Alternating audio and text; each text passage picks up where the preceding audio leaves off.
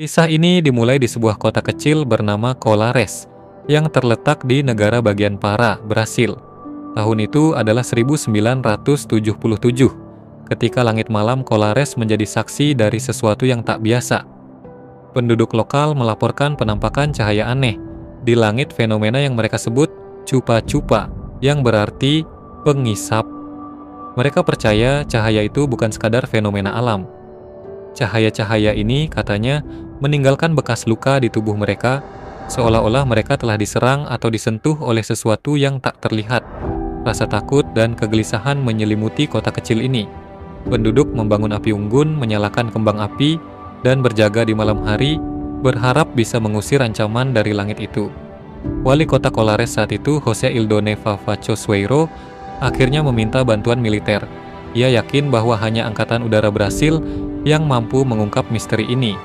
Maka dimulailah Operação Prato atau Operasi Saucer, sebuah investigasi resmi yang dipimpin oleh Kapten Uirange Bolivar Soares Nogueira de Holanda V bersama timnya.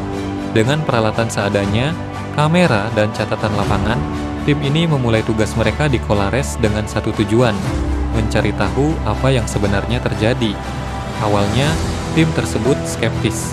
Mereka mendengar cerita-cerita penduduk yang penuh ketakutan dan melihat bekas luka misterius di tubuh mereka. Ada luka bakar kecil dan tanda-tanda yang tampaknya tak masuk akal. Namun, apa yang membuat cerita ini semakin aneh adalah bahwa beberapa anggota tim mengklaim melihat fenomena itu sendiri. Cahaya-cahaya itu bukan sekadar cerita penduduk mereka berhasil memotretnya.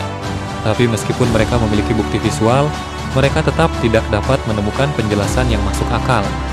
Operasi ini berlangsung selama beberapa bulan, dengan puncaknya antara Oktober dan Desember 1977.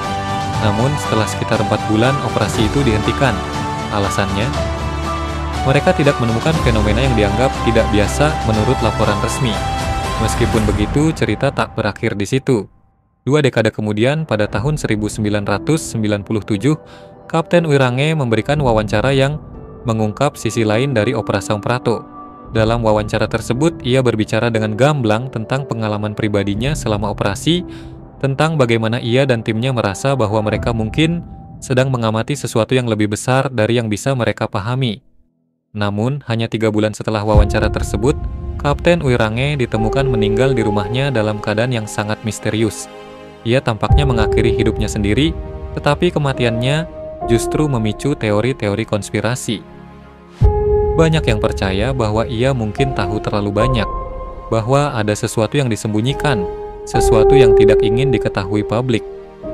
Teori konspirasi ini semakin diperkuat oleh cerita dari para ahli ufologi seperti Jacques Vallée. Vallée dan beberapa ahli lainnya percaya bahwa cahaya-cahaya itu bukan hanya fenomena alam biasa. Ada laporan bahwa cahaya dari langit ini menembakkan semacam energi yang menyebabkan luka-luka pada manusia. Bahkan dalam beberapa kasus, konon menyebabkan kematian. Beberapa klaim lebih ekstrim menyebutkan bahwa cahaya ini juga mengisap darah dari para korban, hingga total sekitar 400 orang.